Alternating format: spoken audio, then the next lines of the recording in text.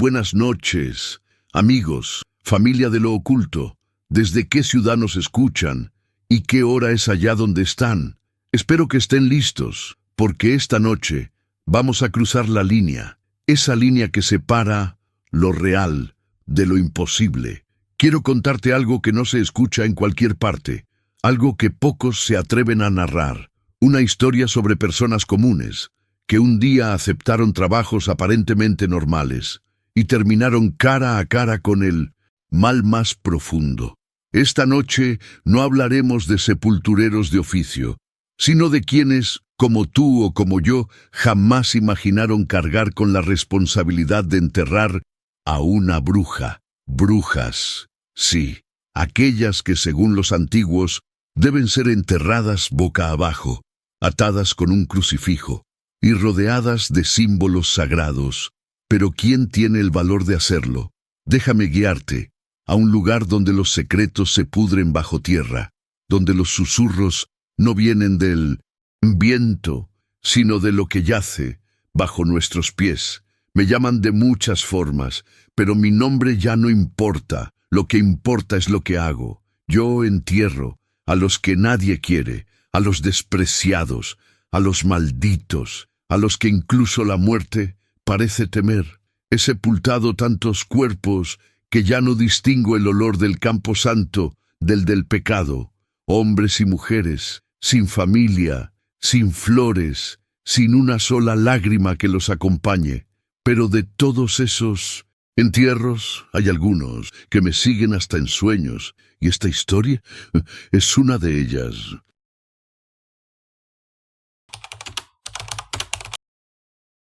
Uno de los entierros que más marcó mi memoria fue el del señor Filiberto, un hombre que, aunque respiraba como todos, ya estaba muerto por dentro hacía muchos años. Don Filiberto era conocido por ser avaricioso, grosero, insoportable. No soltaba ni una sola moneda sin antes recordarte que le debías hasta el alma.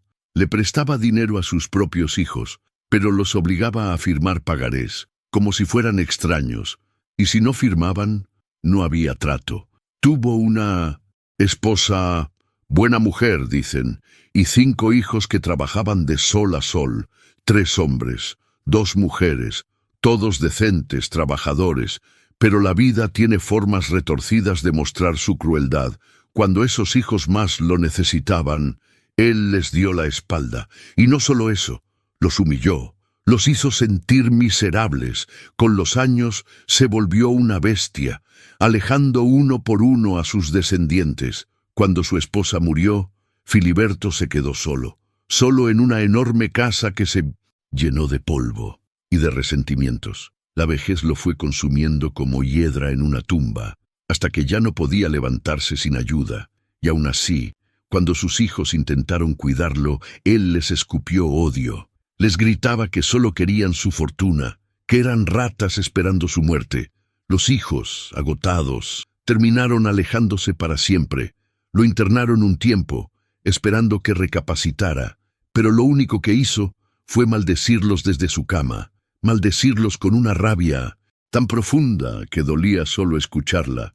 Cuando se recuperó, volvió a casa, y lo único que hizo fue insultar a quien se acercara. Fue entonces cuando los hijos dejaron de intentar y comenzaron a esperar.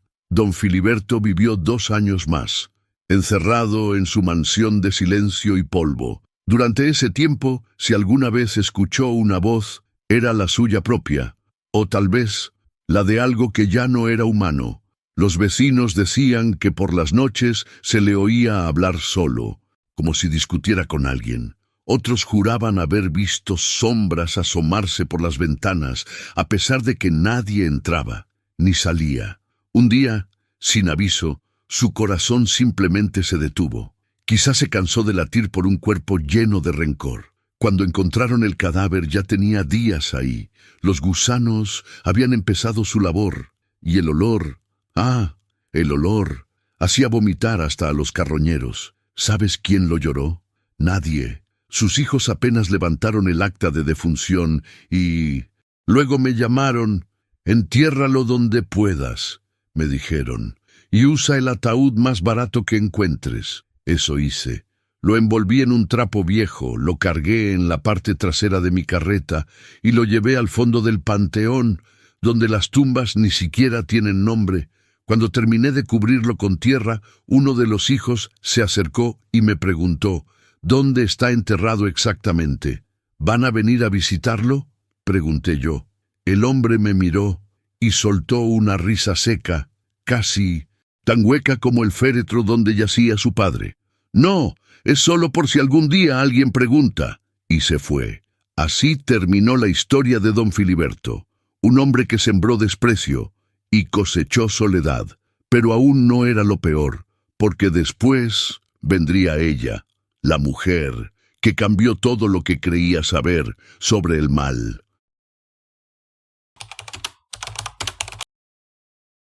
A ella no la conocían por su nombre real. Nadie sabía si tenía hijos, esposo o familia. Solo la llamaban Doña Nana. Era una mujer corpulenta, de cabello rizado y piel tostada por el sol. Su voz era áspera y su mirada te hacía temblar incluso sin hablar. Año tras año, cientos de personas la visitaban. Venían buscando ayuda, pero no para sanar. Querían venganza, querían maldad. Doña Nana era una bruja, y no cualquiera.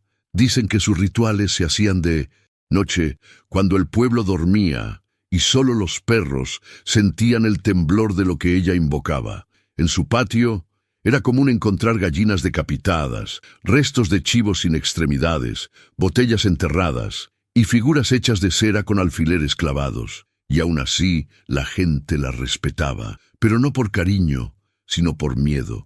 Doña Nana decía que su esposo era el mismísimo Satanás y que ningún hombre mortal estaba a su altura.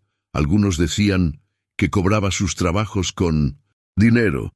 Otros juraban que algunos pagos eran más íntimos, más carnales.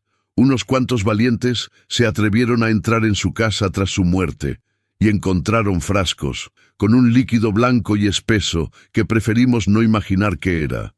Era evidente que lo suyo iba más allá de amarres o hechizos de suerte.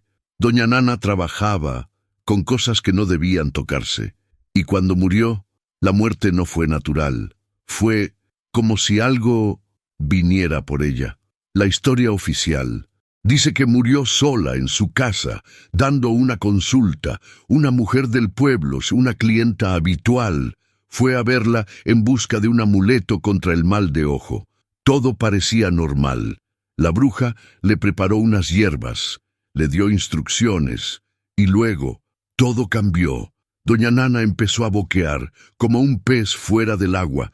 Se llevó las manos al cuello, se tambaleó y cayó sentada en su cama.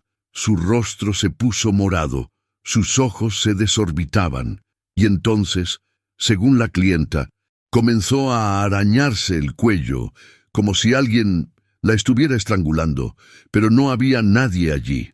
La mujer gritó, salió corriendo y avisó al pueblo que algo terrible había pasado. Nadie quería entrar a la casa, pero la curiosidad siempre gana. Unos vecinos se asomaron, y sí, ahí estaba Doña Nana, muerta, con la boca abierta y las uñas llenas de sangre. Pasó más de un día antes de que alguien se atreviera a mover el cuerpo. La creencia general era que un demonio vino por ella, porque no cumplió con un pacto o cometió un error en algún ritual. Nadie quería tocarla, nadie quería pisar su tierra. ¿Quién se atrevió? Yo. Me llamaron como siempre. Tenemos un cuerpo para enterrar. Pero cuando me dijeron de quién se trataba, me quedé en silencio. Doña Nana, a mí me temblaban las manos, no por cobardía, sino porque sabía que enterrar a una bruja no es lo mismo que enterrar a un hombre. Nadie compró ataúd, ni flores, ni cruz. Solo consiguieron el permiso para sepultarla al fondo del panteón, donde ni los cuervos se acercan. Antes de ir por ella, hice una oración. Pedí a Dios, a los santos, a quien me escuchara, que me protegiera. Rocié su cuerpo con una mezcla de alcohol y hierbas benditas. Me puse los guantes y la envolví en una sábana blanca.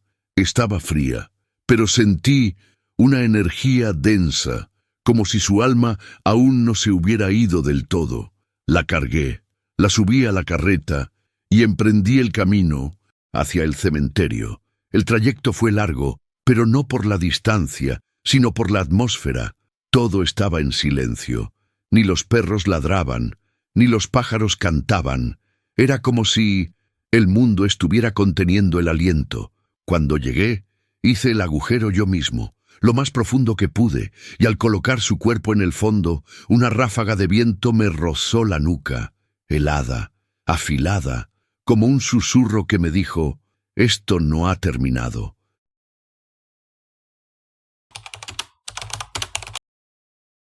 Algún tiempo después, fui enviado a otro lugar. Trabajaba para un municipio de Chiapas y formaba parte de una cuadrilla que se encargaba de tareas generales. Ese día nos mandaron a una comunidad lejana, porque los vecinos reportaron un basurero clandestino que despedía un olor insoportable. Era mayo, y el calor hacía que todo apestara aún más. Fuimos con varios camiones para limpiar la zona. Era una barranca, y en el fondo había una cueva. Sacamos basura por días. Botellas, plásticos, colchones podridos, pero lo peor estaba bloqueando la entrada de la cueva. Electrodomésticos viejos, pesados como el demonio mismo. Un refrigerador de los antiguos, una lavadora oxidada, una estufa y hasta un televisor del tamaño de una tumba. Alguien los había lanzado desde arriba y taparon la entrada. Cuando por fin los movimos, la peste que salía de ese agujero nos revolvía el estómago. Pero teníamos que entrar, no podíamos dejarlo así. Con linternas en mano y el alma temblando, nos metimos, y lo que encontramos adentro aún me quita el sueño. La cueva era más grande de lo que imaginamos. Las investigaciones duraron semanas. Encontraron más de 30 muestras de restos humanos, especialmente de niños y bebés desaparecidos. Para el municipio era la obra de una robachicos perturbada, pero entre la gente se rumoraba algo más aterrador: una bruja real, con poderes inimaginables. Los análisis revelaron algo inesperado. La anciana tenía una joroba prominente, carecía de glándulas mamarias y sus huesos tenían dimensiones extrañas, como las de un gorila. Pero no se movía con los brazos, era un híbrido entre humano y bestia. Nadie pudo explicar cómo obtenía a los bebés. ¿Quiénes eran las madres? ¿Dónde estaban? Nadie se presentó a reclamar. Las autoridades destruyeron las pruebas y fingieron que nada había pasado. Pero nosotros nos convertimos en enterradores de brujas. Enterramos aquel cuerpo tan profundo como pudimos, para que nunca más regresara. La humedad se pegaba a la piel y el aire olía a muerte vieja y a podrido. Al fondo vimos una repisa. En ella, montones de frascos y botellas. Muchos contenían líquidos rojos, otros trozos de carne flotando, dedos humanos sin duda. Pero lo que más nos heló la sangre fueron las pequeñas figuras, bebés en frascos de cristal, con placenta aún adherida. Al principio pensamos que eso era lo que producía la peste, pero cuando miramos mejor, algo nos hizo detenernos. En un rincón oscuro vimos un cuerpo tirado cerca de la entrada. Era el de una anciana. Su rostro amoratado, los dientes expuestos por la putrefacción. Sus manos tenían lunares abultados, algunos con pelo. Los dedos eran extrañamente largos, más de 15 centímetros, deformes, retorcidos. Era como si esa mujer fuera un ser entre el humano y otra cosa, algo que no pertenece a este mundo. Salimos corriendo para contar lo que habíamos visto.